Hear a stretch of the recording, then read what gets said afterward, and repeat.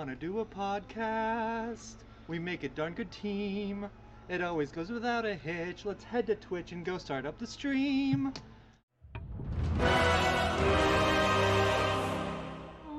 Do you wanna do a podcast? It's the Nerd Glasses Podcast. Let's start now. Hi everyone and welcome to the Nerd Glasses Podcast. Come? Alright, I'll do my own bits myself. Oh wait, no silence. We're doing it. Get off the road.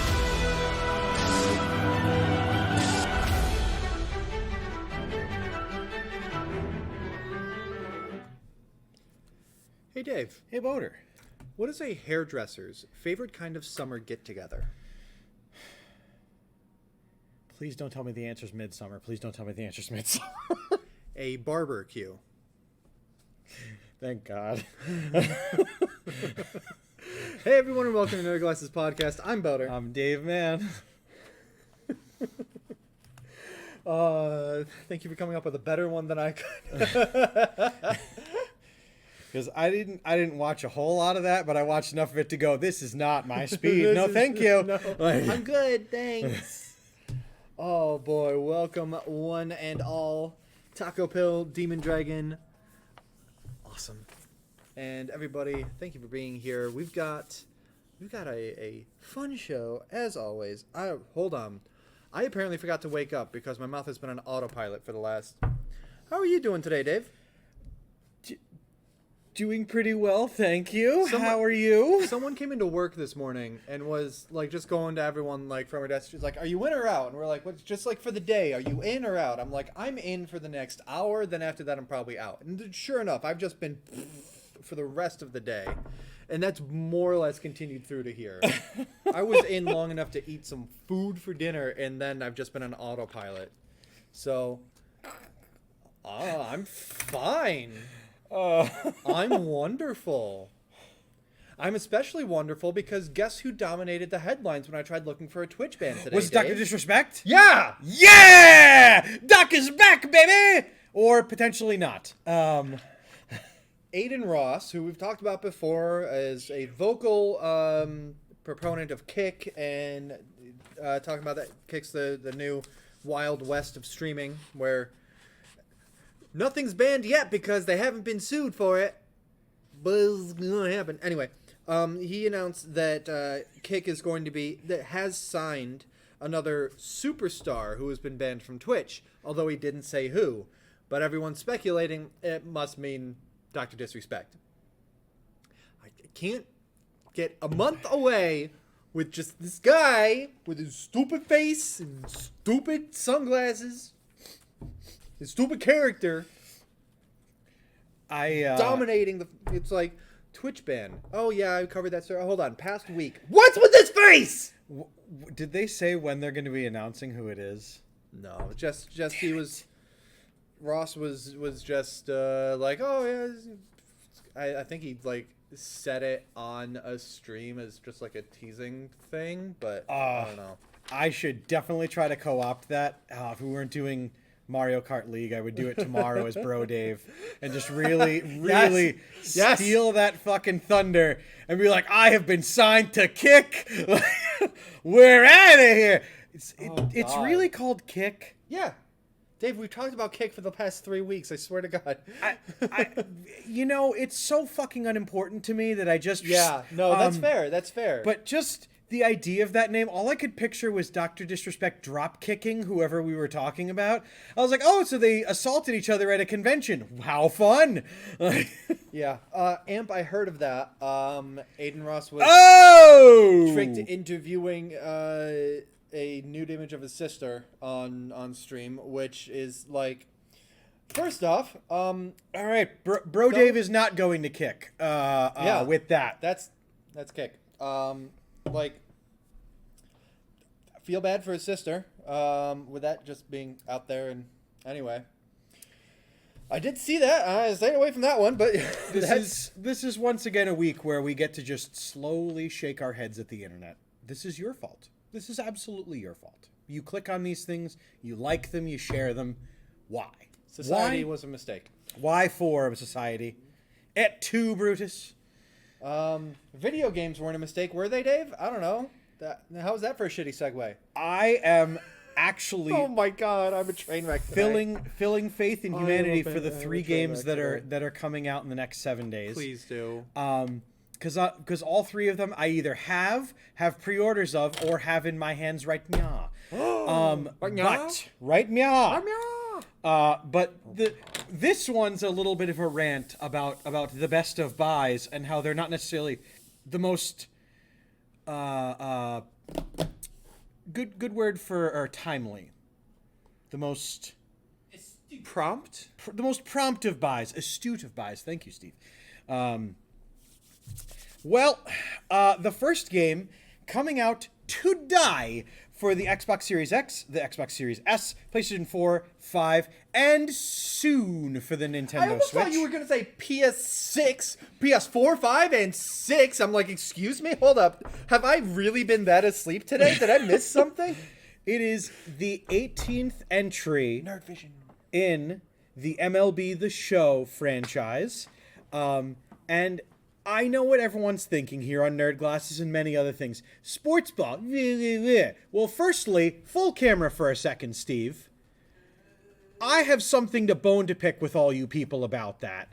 Just because you were bullied by the sports people doesn't mean you can then turn now that nerdy's in and treat people who like sports casually really shitty about it. Fuck you. I like baseball, and I'm going to talk about it, and I'm going to watch it, and you're not going to have to hear about it because you don't watch anyway. If you don't like it, do what I do and stop listening for the next 2 minutes. It's fine. Anyway, Dave, you were saying? I would hit the button for Nerd Vision, but... MLB The Show I'm gonna 23. listen, at least half A listen. game that I'm very excited about because baseball fan, all that going on with the ramps.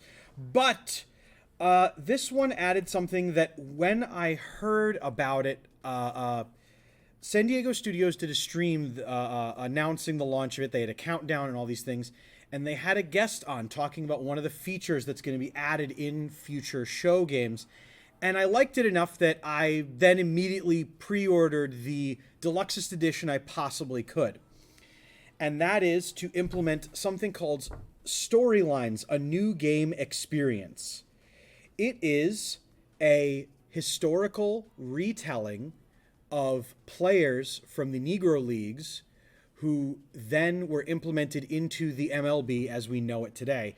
Their stories, their journeys, their stats, their big moments in both MLB or the show as it's known, but also just their histories as people of color trying to break into these various sports or to perform in various tasks and things like that they were either not able to or downcast upon. Yep. The big thing that made my shut up and take my money was the president of the Negro League Museum. That is the official name of it, by the way. For those people that there were some people in the comments of the stream that were getting a little uncomfortable, and I appreciate that they took the time to also acknowledge that that was the official name of the league. Those were the people of the time, and that was how they chose to represent themselves. The president, Bob Kendrick, first of all, really charismatic guy, a lot of fun to listen to and watch. I spent the entirety of that Thursday just watching him and listening to him. During intermittent parts, this Storyline's a New Game experience, he breaks down, hey, historically, here's some facts, here's some really fun things. And he has met some of these players. He has interacted with them and talked to their families, done these things, done the research, done the work. And that's the kind of thing that makes me love the sport of baseball, that baseball isn't proud of all of their past, but aren't also ashamed to talk about it. They're open about it as ways that can be used for, they're open about it in ways that can be used for education and such, instead of saying, well, it's not like that today, so we don't need to learn about it. Yes. So I ordered myself Listening, Florida? the deluxest possible edition. This year it was MLB The Show 23, the Captain Edition, featuring New York's favorite player, Derek Jeter. And the purchase of the deluxe edition, which henceforth is now going to live here on the set here at Insane Games is also percentages of the sale of this go to supporting the Negro League Museum in Kansas City. And I was really proud of that fact and doing what little I could. The other funny thing was I wanted a PS5 copy, and the deluxe edition was only $20 more expensive. So wins on so many different levels, but a fun addition to the collection, and I'm really looking forward to playing my San Francisco Giants win, lose, or draw, because they're going to lose a lot this year. It's just what's going to happen. Or should this year be any different? But it also came with a really nice thing that I need a lot of, hat. And so I will wear this Wunderbar. for now. Actually, I will wear this for now. That is very alarming, seeing you with a light-colored head covering. I know. It flipped my world upside down for just a moment. But I almost did a spit take. The game also, it comes with money. What? I don't know. I missed what that was in reference to. Sorry, Taco Pill, missed the boat on there. But the game also added the implementation that some players are able to be two-way players, such as Shohei Ohtani. Oh, very funny, Taco Pill. Ha ha ha ha ha. But true. I wish it did. I really, really, really, really, really, really wish it did. Something he needs more of. Money? Oh, hats. Hats. Love hats. Gotta have them. I need a hat like I need a hole in the head, and then a hat to cover it.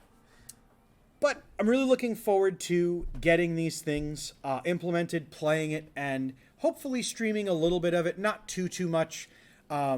I know I was really excited that the last time I played MLB The Show on stream, folks were just asking questions about baseball in general.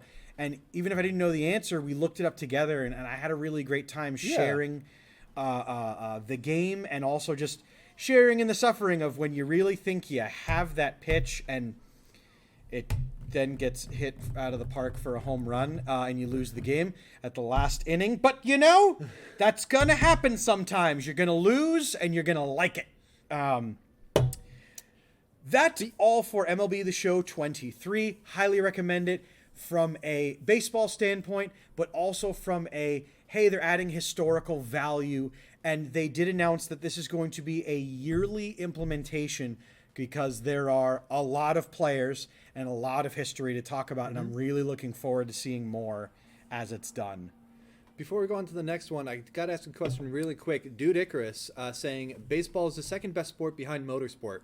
Sir, there are many different types of motorsport. Do you lump baseball behind all of them or just one or two? I guess, what is your favorite what is the best motorsport? I mean, motorsports do all get lumped into one thing. Like motorsport itself. If NASCAR has a bad year, F1 loses TV contracts because of NASCAR. It's true. Like, okay. But Rally is awesome. It's really fun. Rally, yep, okay. F1's great. IndyCar's great. NASCAR's great. Formula E is great. Australian supercars, Brazilian stock cars, Mexican stock cars, all really great. So it's all lumped together. You didn't list my favorite motorsport. Diecast racing. Demolition Derby.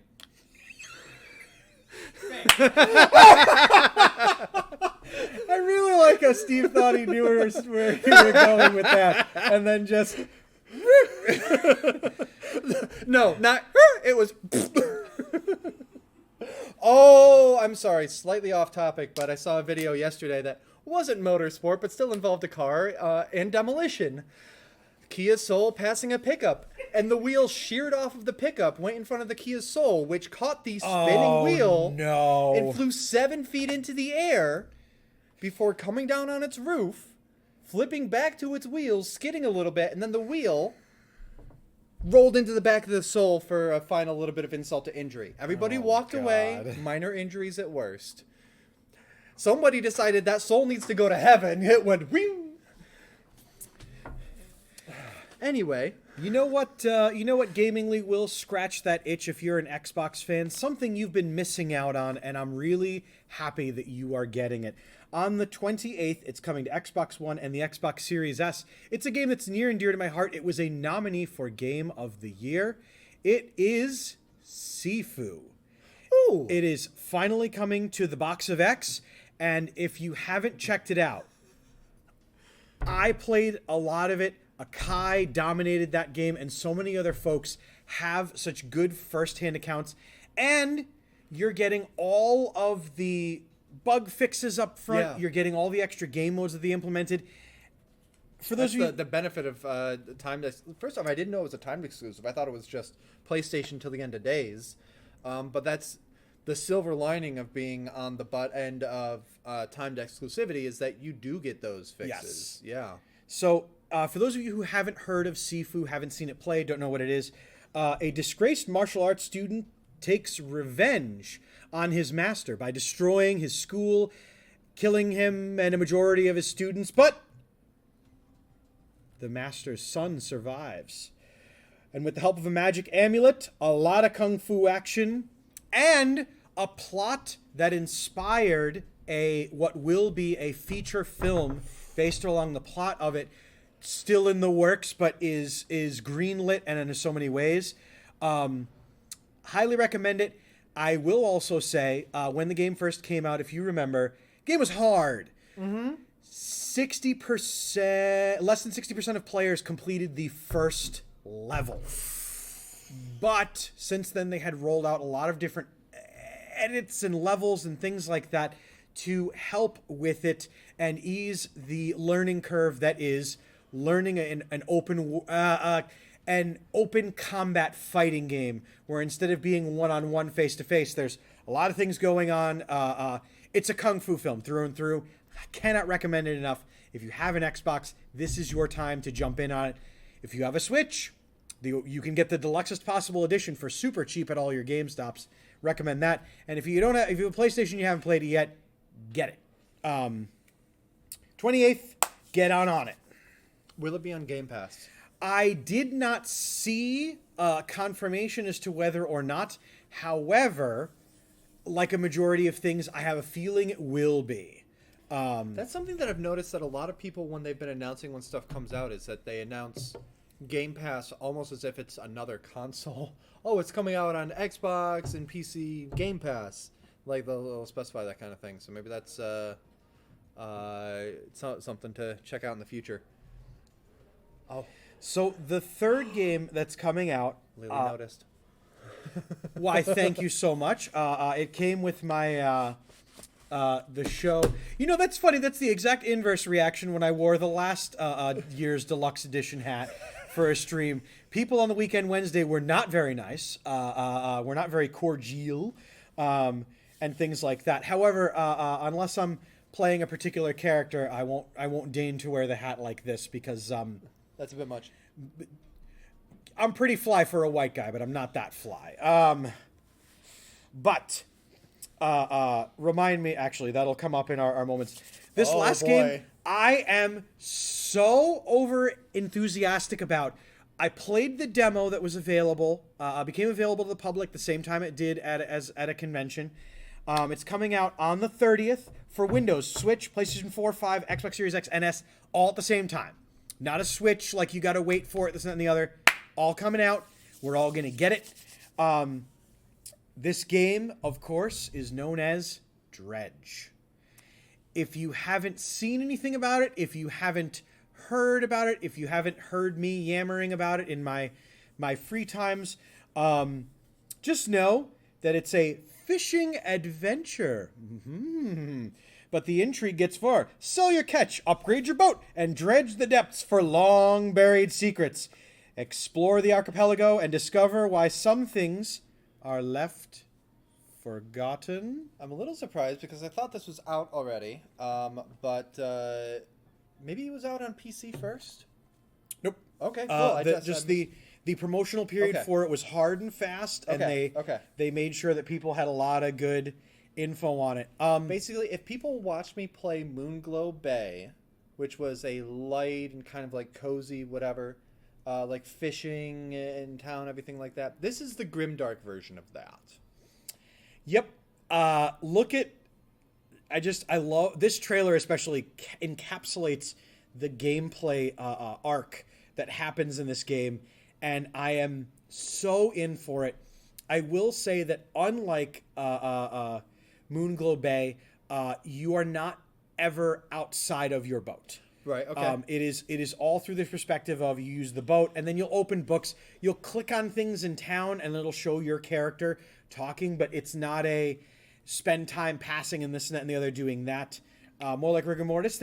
First of all, welcome, and thank you so much, Lily. Much love as always. I was thinking I needed to go grab some water from the cooler. I'm listening. I'm going to go grab that so I can honor that hydrate redemption. Highly recommend it coming out. I can't wait for this Thursday. I am going to be picking up my whatever their deluxe edition is called, because it's $40. So it's not a real game by the Dan standards, the Dandards, as we call them around these parts. First time I've heard them referred to as the Dandards, and now I want no other term to be used in the store. We shall heretofore on the games coming out in the next 7 days talk about whether it's met under the Dandards. I love it. Things Dan's going to hear about Thursday and go, By the way, so that's all the games that are coming out in the next 7 days. I was really excited to talk about these 3 ones, and I cannot wait.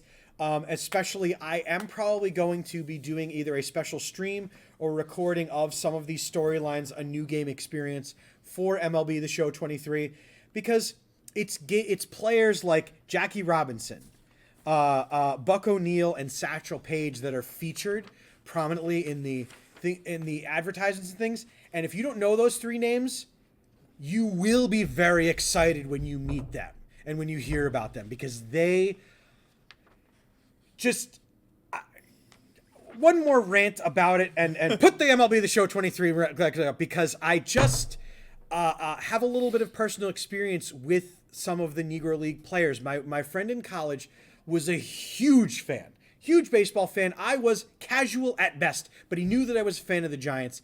So he found out there was an event going on at Cooperstown, the Baseball Hall of Fame. And him and I went through a boot camp where we learned the history of the San Francisco Giants, the name, the Giants, the Cuban Giants, the Cuban X-Giants, all these other things, this, that, and the other. So we went to Cooperstown, and I went and I found a Cuban X-Giants hat. It was, of course, a flat brim, so I was a little bit uncomfortable wearing it because it's not usually my style and prevalence, but I was wearing the hat. We're walking around Cooperstown, having a grand old time, and an elderly couple wraps me on the shoulder. I turn around and I look, and there's a very elderly gentleman sitting in a leather coat, a leather bomber jacket, this and that and the other, and what turned out to be his daughter goes, by the way, I see what hat you're wearing. Do you know what that is? I was like, oh, it's the Cuban X-Giants. And at the time, I was able to rattle off some players and talk about the connection with the San Francisco Giants and all these other things going on. And the elderly gentleman started to well up sitting in the chair in front of me. And I looked and I realized, I'm like, he played for the Cuban X-Giants, didn't he? Or the Cuban Giants. And the daughter goes, yes, you actually said his name. And I feel very bad that his name escaped me, because at the time I was kind of also wasted, because that was college Dave at the time. But it was so fucking cool to get to meet living history of a game that I like to watch so much. Mm-hmm. And it was so cool. And the guy didn't even really want to talk about anything, but the daughter like thanked us profusely. She was like, you have no idea how much this means to us. The people know who we are. And I was like, no, thank you for, like, this was so cool. And it further than baked in my Giants fandom. Not the New York Giants of football, the baseball Giants. But it was so damn cool. And my only severe regret is that through college, I was pretty much drunk the entire time, because I'd have more details. But MLB The Show 23, live it with me, love it. Try it out for yourself, maybe. On Game Pass. It's free, damn you! I mean, if you pay for Game Pass. 'Tis true. But that's all the games that are coming out for the next 7 days. We do have our poll up for Foodles. There's still a little bit less than 10 minutes going. We have The Mystery Box, Cotton Candy Peps, and Tetsiki with Buff Pretz. The mystery box in the lead with 100%. Hockey team needs to be called the Giants to finish the Trinity. Maybe in Mexico. They're Hey, no. Okay. Porter, what have you been up to since last we were all here? Let's see here. Playing really quick. Lego Star Wars Skywalker Saga finally finished up doing what we wanted with Galactic Free Play and dove into Force Awakens, so we're enjoying that so far. Watching The Mandalorian.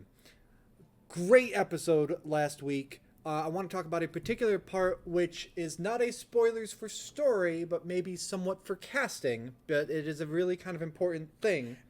Although I didn't watch the episode, I know exactly what you're talking about, and I was really, really excited about that. So there is Like- a character called Kelleran Beck who actually previously existed on a show called Star Wars Jedi Temple Challenge that was just for Disney Plus. Okay. It was basically like, if you remember like the kids game shows on Nickelodeon back in the 90s that are like, you know, Legends of the Hidden Temple, whatever, like that, like these physical challenge yeah. whatevers. It's like that. And this show came out like 2019, whatever. Kelleran Beck was the host, and the idea was a Jedi sending Padawans through like training courses and stuff like that. This Jedi was played by Ahmed Best, who was better known as Jar Jar Binks. Oh, I was going Nope. to say we should get our son. No. No. For those that don't remember or have the fortune of not having been online around that time, he got a lot of abuse for playing Jar Jar. A lot. Death threats and everything his way. It was one of the earlier moments that was like, Star Wars fandom's really toxic, isn't it? Yeah. So the idea of coming back was something that always kind of intimidated him. He was like, I'm a fan more than anything, but eventually he was like, yeah, let's do this. And that was kind of like this small side thing, didn't get a ton of press, but I will not say why the character came up in The Mandalorian, but suffice to say, he had a pretty major part in The Mandalorian and in some of the story. And it's Ahmed Best right there in a marquee Star Wars show in this case. And they upgraded his wardrobe from like the basic Jedi stuff he was wearing in Jedi Temple Challenge to like a full bespoke kind of thing that takes his African tattoos into like part of the character. It has very like Afrofuturist aspects to the wardrobe. It's very cool. It's very unique, and it very much honors him and where he comes from, and in having this role there, really honors kind of him, what he's been through, and what he has gone through to keep sharing his love of Star Wars with us. So it was really fantastic to see Ahmed Best on The Mandalorian, and reading some of the stuff afterwards talking about how he's, I'm so glad that I did that. And more than that the reception has been so positive. Like, everyone who lived through that time, of everyone, not everyone obviously, but of the entitled people that were... A very vocal majority.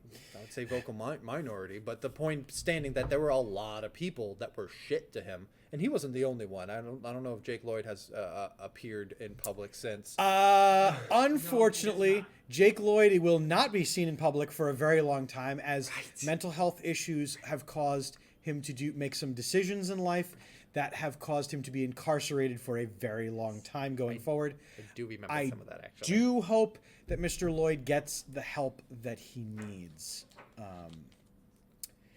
But it was a really cool moment, and it was beautiful. Mando has done a decent job of showcasing people and characters with strongly non-white influences, like also pointing out to Boba Fett's appearance and taking Tamir Morrison's like his heritage into like making Boba Fett more his own. Yeah, totally agreed. So yeah, watching, doing that, and then reading. I finished The Galaxy and the Ground Within by Becky Chambers, the last book in the Wayfarers series. Really cool. Like, the first one to like not have a human main character in it. Has a character that appeared as a side one in an earlier book. I like how all the books are kind of tangentially related, and I really like how it ended and it came together. Basically, here's a new alien species that we hadn't seen anything of. That's basically space alpacas. They were adorable, and I love them. Really good time. So yeah, that's what I've been. And then I did start reading a book that is not Nerd Glasses exactly, but I started reading a book by Todd Shimkus, who is the president of the Saratoga Chamber of Commerce. That is a memoir entitled Good sponsor, Nerd Glasses. Just saying. titled I'm Not Ready for This, that is talking about his personal experience dealing with a family member who was dealing with Alzheimer's, while also dovetailing into the start of the COVID-19 pandemic. So I've just started that, and it's not Nerd Glasses material, but that is another thing. What do you mean it's not Nerd Glasses material? It's something we're doing. It's Nerd Glasses material. It's only Nerd Glasses material if we hide it away from everybody and pretend it's too good for Nerd Glasses. Is Insane Games a chamber member? We'll see. I'm not sure. We'll find out. Well, could be. Could be. We are Saratoga based, even if the mall doesn't want to be. We are. It's true. All right. How about you? I have had earnestly a really shit go of things personally lately. So I've been having a really good gamer of things lately, and it's been really good, like really good. Yesterday I got to play and join in on a playthrough that is just starting with Lavalik to be one of the crew members in a playthrough of Divinity 2. Okay. Have never played it, have never seen it, and things like that. And I am so excited because I am playing a very sassy dwarf, and I cannot wait to see as these things unfold and develop and things like that. It was so much fun, and I'm so pleased to be joining the folks in that campaign, and I just love the fact that it's D&D style where you have NPCs that you walk over and you talk to, things like that. The way that what I like that they do in Divinity 2 that we had experience with is if it's the three of us and an NPC walks over, you can multiple people talk to a person, or you can literally just walk over and listen into their conversation and watch as it unfolds. Well, that's cool. I will say, if you get sassy with people, you will go immediately to combat, and it doesn't matter who anyone else tries to say to the people because you're already fighting. I also really like that the game Divinity 2 has turn-based combat, so for people like me that struggle a little bit with the live-action sort of pace, especially in games which have use all of the keyboard where you have to remember hotkeys and keeping this up and that and the other. It's not like somebody mouthed off to a powerful NPC and now you're dead. You at least have a few turns to see that incoming and be like, oh, I'm dead soon. And even your turn, I kind of like that the turn doesn't have a timer. It's your friends that kind of go, hey, move it along. Okay. I like it. It's good. It's self-policing. I also got to play the open beta of Diablo 4 this weekend. I got my barbarian character, Bragg. Character, Gaunt's Ghost franchise, Dan Abnett books. Read him. You'll love him. I got him to level 25, so I'm really excited for June when Diablo finally comes out. Awesome. And I'm able to be reunited with my fully realized barbarian. The plot I am sold on, because at what little that they gave you in the beta, damn was it good. And I really appreciate that a lot of folks, Itachi Blaine, Sustaina, Valai, were willing to wait and play with me or help me through or push through and this, that, and the other. And then when this past weekend, when they started new characters and I was the bigger character, I got to do the inverse, except on the boss Come fights. along, buddy. Let me help you out there. It was Demon Dragon. I played the two. I played a Necromancer. By the way, got a little bit of kismet in Divinity where, as you know, folks, I don't like playing as spellcasters. Don't like doing it. Try to avoid it. Everyone in Divinity 2 is a spellcaster. Whether their focus is spellcasting or not is minute. And in fact, at the start of the game, you realize that all of the characters are being punished collectively because they are spellcasters. So it's one of those moments of I get to be the guy getting yelled at by J. Jonah Jameson going, I agree. But by the way, also less of a kind of genocidal sort of get rid of the magic casters thing going on. By the way, Divinity, check it out. And then just had a great time lately experimenting with. For those of you who don't know things like that, and I promise I'll wrap this shit up. I try to do a lot of music things, and I used to love doing Twitch sings. I would find any excuse to go on there and subject people to me singing in various voices, various tones, this, that, and the other, on key, less so than off key, but then Twitch got rid of it, and since then I've been trying to find that musical itch to scratch to the effect of playing a lot of Rocksmith, and thank you to all the folks that have joined in on that. And I've also been picking up and trying to be a little more confident in just playing and singing on my own. And so I was really excited to have the opportunity to experiment with, instead of on Fridays, I usually stream where it's me on green screen doing kind of requests, whatever people ask for. The hink of it is I don't practice anything, so it is what it is, and you get what you get. But not this week, but next week, I'm actually going to be doing and thank you, Steve, for helping with testing it and everything. Putting the tabs up in the streaming area where we've had two award shows, one comedy performance, and a couple different other many live watch-alongs here with Insane Games. And Dan did say that I could open the studio for people to come and join live as I biff uke tabs and maybe some guitar stuff, but probably not. But Not the first time out, anyway. Probably not ever. But I'm very excited to get to try that out, see how it goes, and if it goes terribly, we won't do it again, I promise. But if it's any bit successful, we'll try it again. But that's kind of what I've been up to. Haven't really had any time to watch anything other than some really fun playthroughs on some YouTube channels, like twitch.tv/Boaterbug. Having a great time with those. Yeah. I forgot to mention that I think I said last week that I finished playing the Mass Effect trilogy, finished 3, all that.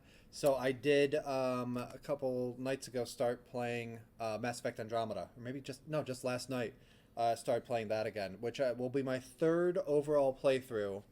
And I basically was like, oh yeah, I'll just I'll import the face, but I won't do it as New Game Plus. I'm starting from level 1. Oh, but I'll play on the next difficulty level up, 4 out of 5. Anyway, it's going to be a fun challenge. Nice. But it's kind of bittersweet going in, knowing how they just dropped it, and that they didn't end up doing the DLC that they were planning on doing, and that the next Mass Effect may not continue it at all, and kind of bittersweet with that. But otherwise, I enjoyed the game well enough that I'm still looking forward to doing the playthrough with it. Very nice. Speaking of people picking difficulties and biting off more than they can chew, Steve, how's Resident Evil 4 going? Oh, that was a bird. That was a specific bird. No, it's a bird only because because of... Okay, so please, they Steve. made the remake of Hardcore, and they kind of guilt trip you into playing Hardcore if you played the original by saying the Hardcore mode for people who played the original. It's like, okay, cool. Hop on that, died 15 times in one part, and yeah. I wouldn't fare any better. But the reason I mention this whole thing is so that I can mention this Mr. Wet Steve text exchange that happened. And Steve at around 6 o'clock Friday night messages and goes, "This game is fucking hard." Mike, within a minute, goes, "You stink at Resident Evil, Steve," and just rolled out the shot at him. I love it, and I love where wow, gonna get some ice for that bird, says Demon Dragon. In fairness, the reason I also bring this up is if you watch in the stream archives of Steve and Mike playing Resident Evil 4 in various playthroughs, it's terrifying. It's very, very scary how adeptly... By the way, if you missed the Shack last week... Mike had that one waiting in the chamber. Steve did finish Resident Evil 4, the original run, on the hardest possible difficulty within an hour. Hour and 20. Okay. An hour and 60 minutes. We're under 6 hours, okay, people? So he beat me on beating any of the Resident Evil games on normal difficulty. So Good scrub. exactly. What if I don't want to get good? What if I I can't tell you. What if I want to just hide behind my lower difficulties and pretend that I do add something to the What if I want to have fun instead? Having fun in video games? What is this, 1994? Nobody had fun in video games in '94. They played Myst and just wrote their wrists off. Oh no. Damn it, there was a reference to one of the lines in that one that I got to use later, and I'm very sad about. No. I was like, man, with Resident Evil 4 coming out, it's gonna be me on doing Yuka Watch 6, going, where'd everyone going? Bingo. Made it, found it. By the Nailed way, it. are you okay if I do a spoiler for something people discovered in Resi 4? Yeah. For those of you that don't know, there's a scene in the first half hour of Resident Evil 4 where you come to a village. Someone's being burnt in an effigy. It's kind of scary. All the villagers start attacking poor, absolutely beguiled Leon Kennedy. Uh-huh. And you have to survive until a certain bell rings. Right. And then all the people go in, and then that famous bingo line plays. Did you know that they added a little bit of a trick there? Which is you can Indiana Jones sword fight yourself straight out of that fucking problem by just shooting the bell yourself, because the second the bell rings, everybody fucks off.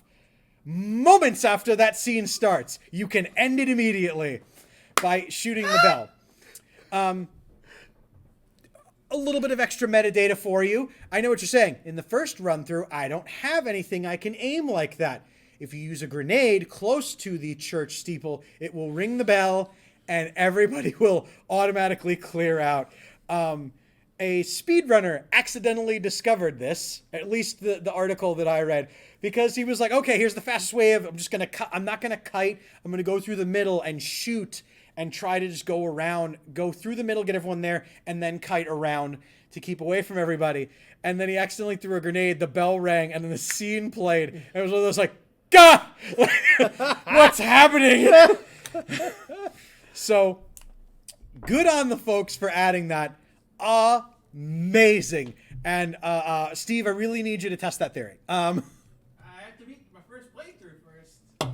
You'll finish it by I tomorrow. just got to Ashley. That, more like Mega Order's Easter egg, has actually laid dormant for less than 72 hours until it was discovered. That game came out Friday, right? Yes. Yeah. However, So we're talking in the remake, not in the original, that you could do that. but there are still Easter eggs in Resi 4 that they're claiming haven't been fully realized. And things like that. I saw an article today that cheat codes were discovered in Gran Turismo 4 after the game has been out for 18 years. What? Yeah. Google Yep. them. They're Yep. not particularly good, but they're there. To become a deviled egg, says Taco Bill. All right, Dave. So what won our food prediction?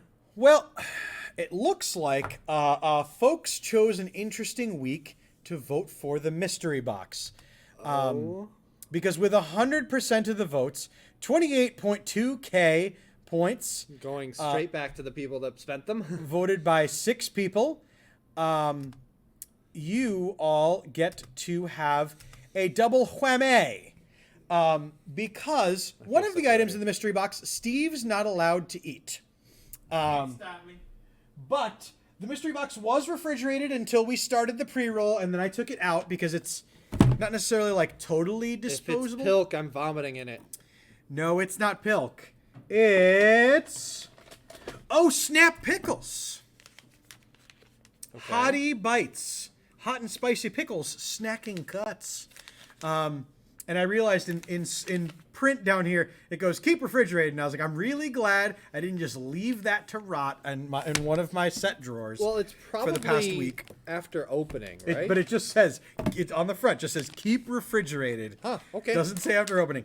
So for Steve and us to enjoy, we'll try that. But not for Steve. For us, Jack Link's beef jerky jalapeno. And if it's bad, you know it's going to reappear at St. Jude's. Why is that not for Steve? Because Steve gets gastrointestinal distress every time he has things that have jalapenos in them. Can't stop. I can't stop you, but I will not order it for you at Taco Bell anymore. I will not deal you in your oh, that's pungent. Thank God we have a working fridge in the back. Very pickly. I'm intrigued. No, come on. Get a nice big piece. Get on the fork. One big piece. Thank you. Thank you. So they're hot pickle chips for folks watching at home. Gastrointestinal distress never stops me to the detriment of those around me. That's truth. That is truth, more like Rick Mortis. I've been there for that. Huzzah! Cheers.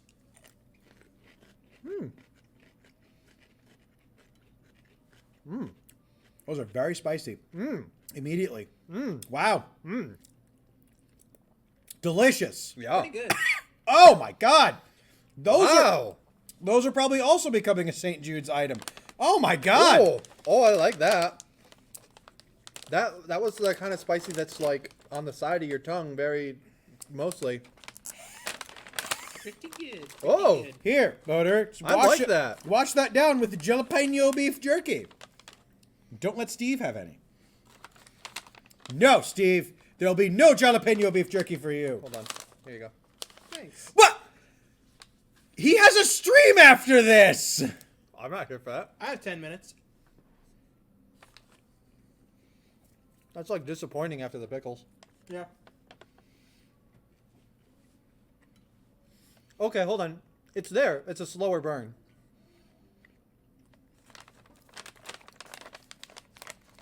I would still say disappointing after the pickles, but not quite as much. It is a slower burn, a slower build up.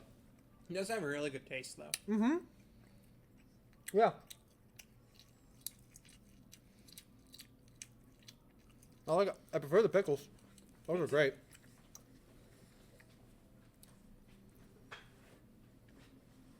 I'm very disappointed in that jalapeno beef jerky. Well, were you expecting like really spicy? Oh no. Because then you're looking the wrong place if you're looking at jalapeno. Nope, never mind. There it is. There was the it's jalapeno flavored after kick that I was waiting for. It's also like Not it's bad. a little hard to distinguish that and the heat from that from what I got from the pickles. They are a similar kind of. I think I've talked about like textures of spicy before. How you have stuff that feels like a finer spicy and stuff that's a coarser spicy. I don't really have more descriptive words than that. I think we've talked about it before though. Yes. But they're both a similar kind of spicy. May I have another? Mind if I steal another two? Those are definitely becoming a St. Jude's item. I like those. Speaking of which, Boner and I got our flights. Yeah, we For- got our stuff confirmed for going to St. Jude for the summit in late April together. There are 2 different dates, so we were able to go together to get that all set. So we're just Thank you, Amanda. we're excited. And again, we talked about it a few weeks ago. Like I'm a little intimidated.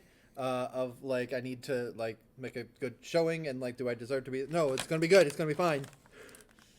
They invited us and Oh, wicked bad imposter syndrome. You have no idea. oh yeah, I did make some business cards, and they're gonna get printed soon. One side has a chibi picture of me, and then a little QR code that leads to my link tree. And the other side is a man card. Oh boy. And I'll share more about that in the future. And they are amazing business cards. I can't wait. Oh, that's stuck. All right.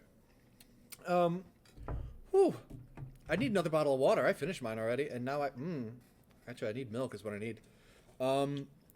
Dave, why don't you take it away with something that's happened in the past week in gaming? Because there's been a ton. We are not going to get through all of either of our lists, but that's what the Table Topics channel in the Discord server is for, so make sure you check that out below. But for now, stay tuned here because we got plenty of stuff. I'm going to get myself... Would you like some water too? Oh, no, thank you. I still have some of my liquid death water. Yeah, I didn't know if you wanted some non-angry water. No, I needed to murder my thirst. Okay. Wunderbar. Sponsor me, liquid death. And death to plastic bottles. Project, I'm listening, I'm getting more water. Steve, did you get that other trailer for me? I did. The fourth one? Well then, Steve, cue up that trailer, because it's big things coming for us!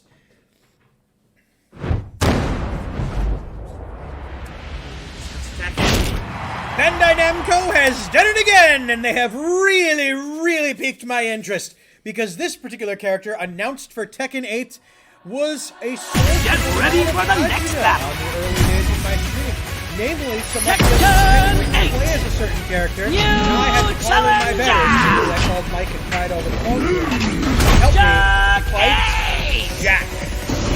And I cannot wait to see Jack 8 in Tekken 8. Got this awesome playthrough trailer of him. Boo! Firstly, thank you folks for letting us know this stuff. It's been years. We're still learning. But so pumped and also horrified to see the inclusion of Jack 8, being that my streaming here has a history with Jack. Namely, me getting my ass handed to me and then having to call my betters. Namely, calling Mike going, and that penguin keeps destroying me and you need to come and take him on. And so he did, and I appreciate that. That's what friends do. But this confirms another mainstay in the Tekken franchise, returning for 8. Still no release date for it yet, but 2024 is the slated rumor. But the confirmed now characters are Lars Alexanderson, Martial Law, Nina Williams, Paul Phoenix, King, Kazuya Mishima, and Devil Kazuya, Jun,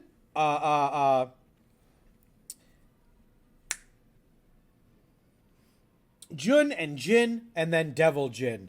And I am very excited to have a lot of these mainstay characters. I am just going to say it out loud here now. We have Martial Law. Make sure you put Lee back in there. All right. I need my Jackie Chan character, please. Light? What? Light? Yeah. Said Lee.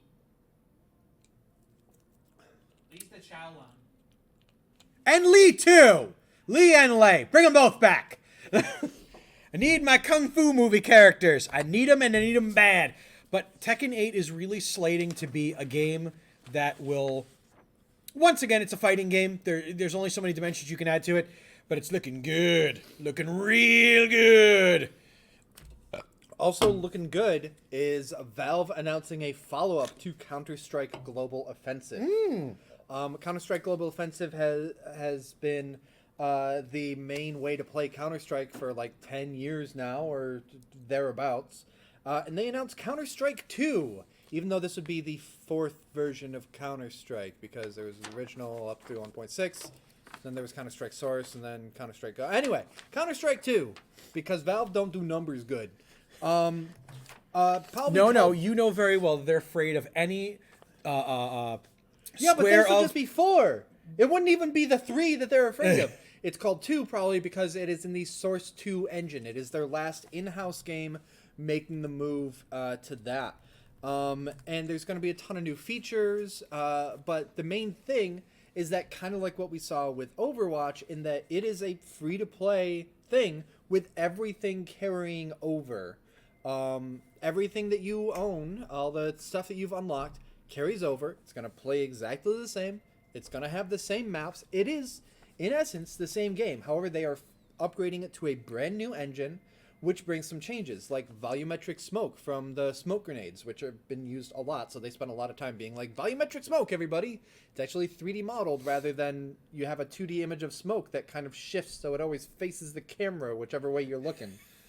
Well, that's if you look like almost any game that uses some sort of smoke effect, even when I was playing like Mass Effect 3, if, they would try to hide it, but if I knew how to look at it, if the camera's looking like this and it's right here, it is facing that towards the plane of the camera. And when I turn, it turns the sprite, basically, the 2D image of the steam, of the smoke to always be facing me. So Counter-Strike 2 will have volumetric smoke.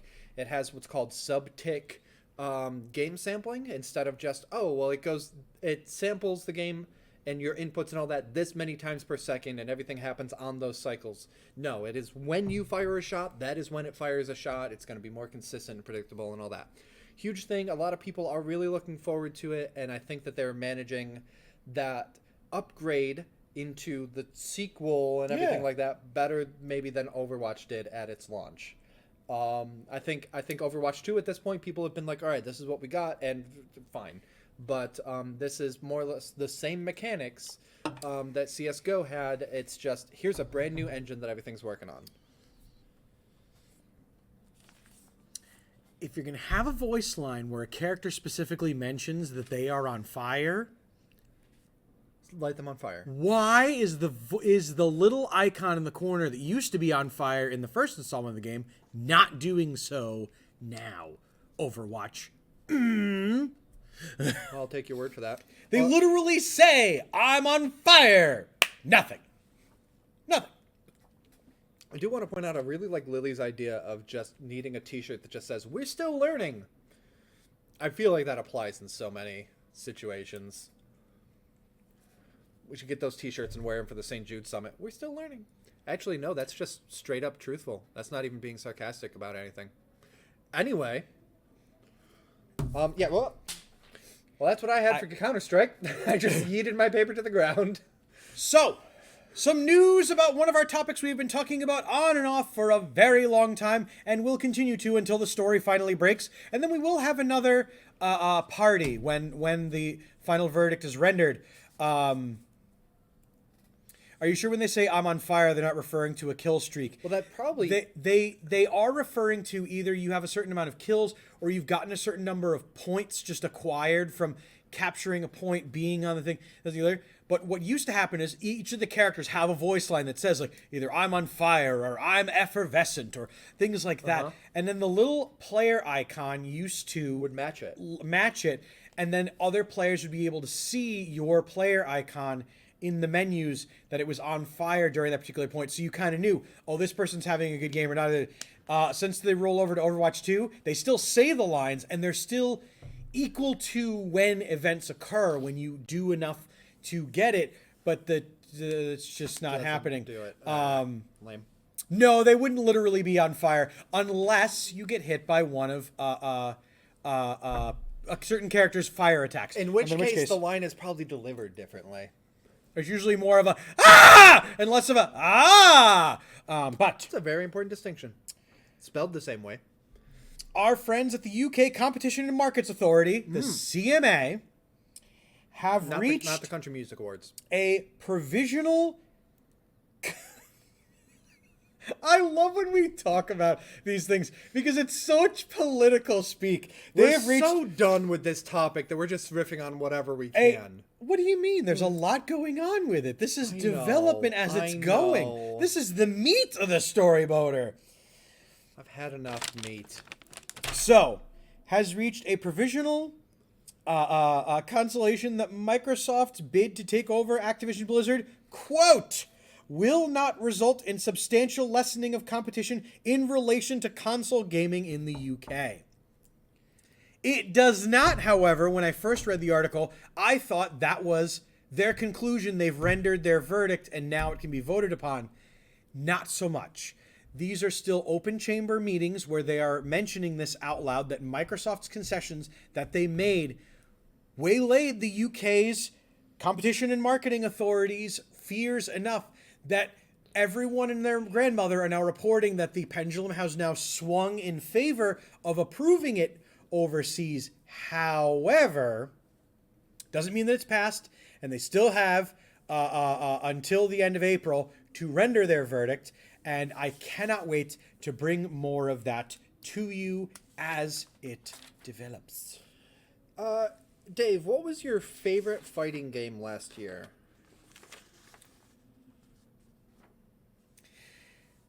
Ooh, I don't know, other than Sifu.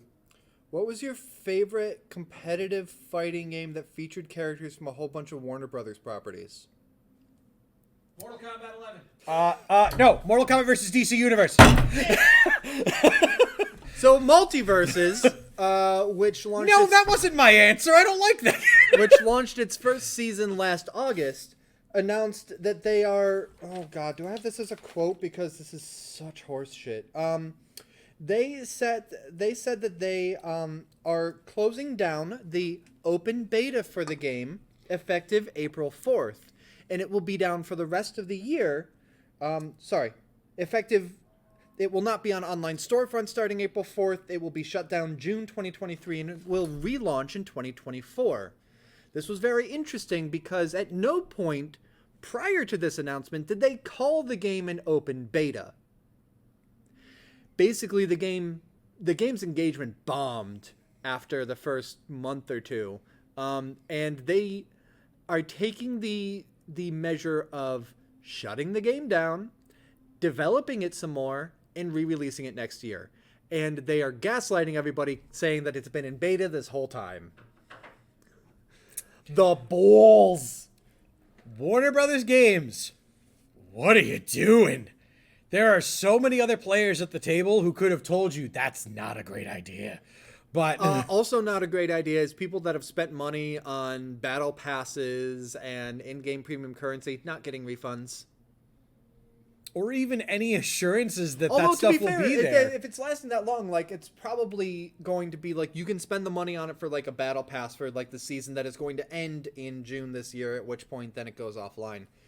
But it's just such a it's an odd move. First off, usually when something comes back down, it's, well, we're done developing this game. It's interesting that they say that they're going to keep developing it and re-release it later. If they had been open about it being an open beta, which has been that in early access, it's all been pretty abused terms in the past 10 years or so.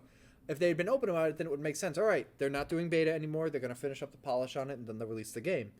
If that was the plan at the start, that'd be more understandable. But this is the first time that they've really said that, oh, it's been in beta this whole time. You know, generally when you launch your seasonal content and you have your premium currency and all that out there, it's released. It's certainly not in beta anymore. So yeah, that's they will spend the time improving the game the right way. Taco Pill, it is a cop-out.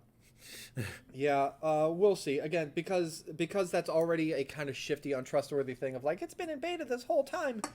I don't have a lot of faith that they'll actually get around to releasing the game. Who's going to be asking for it, among other things, with how low the player base is? Why is the DC universe so fucking cursed? Why? Well, it's not. I mean, it's not just. When I think multiverses, I think Shaggy first. We just weren't worthy of him. We really just weren't. We weren't worthy to have him in fighting games and things like that. DCU cursed. Exactly. Speaking of poor E3. Oh. Exactly. Remember how E3 was talking about, hey, Ubisoft's going to be here. And then the president said, and I quote, if there is an E3 this year.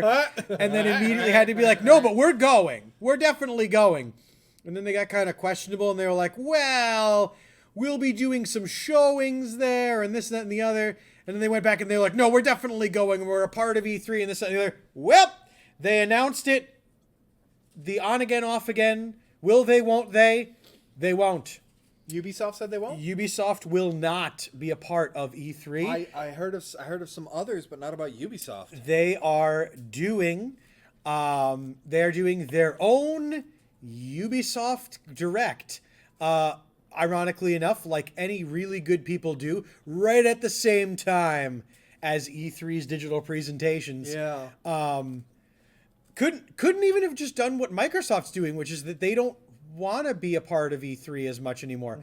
But they are co-streaming it. They're being cool about it. They're not Yeah. just taking their ball and going home, but to each their own. And Well, they're not even taking their ball and going home. They're taking their ball and going to the driveway across the street and playing a game of hoops there. And selling while the- the poor yeah. kids in the first house are looking on like, what? they're selling their lemonade for just 4 cents cheaper than that Yeah. stupid kid across the street. Oh, 99 cents? Huh, 95 cents. And Get your 95-cent lemonade here, not dicking around with pennies. And now they're making sure to advertise that that's what's happening and where you can watch them at. Super cool, Ubisoft! Hope there's more stuff about that pirate game you're definitely finishing sometime in the next decade. Maybe they'll hang out with, okay, who was it? Don't tell me.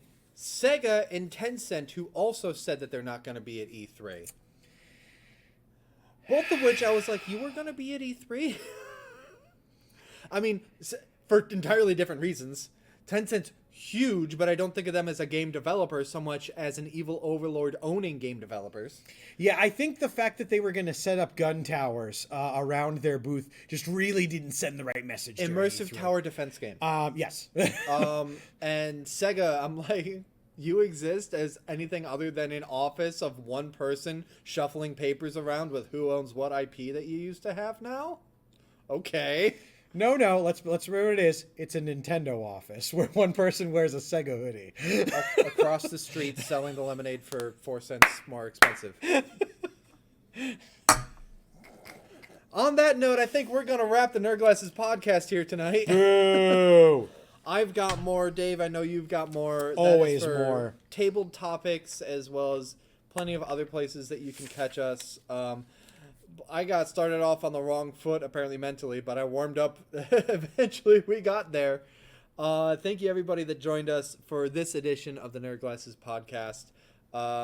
It's a fantastic time to do this every week, to put my digestive system in danger. I think I'll be fine, but let's have a moment of silence for Steve's. Steve, I said silence. I don't want to hear that out of your digestive system. Fortunately, Steve will be on the Shack after this, and fortunately, we do not transmit in smell-o-vision, so you can watch and listen to Steve, maybe listenings, and you can watch Steve after the show on the Shack playing. I'll be fine. I am doing another errata called... He's playing Car Quest. Yeah. Oh, Bodo, this is a game you'll be very The enthused about. loophole is that Ooh. this is on sale on Steam for $4 for the regular version, $5 for the deluxe. Jedi Fallen Order. Enjoy it, sir. I will. I've started it, and I just kind of fell away from it, so I want to get back into it before Jedi Survivor comes out. Yeah, Jedi Survivor comes out end of April, I think. 28th. Yep. So I myself did a Fallen Order playthrough towards the end of last year.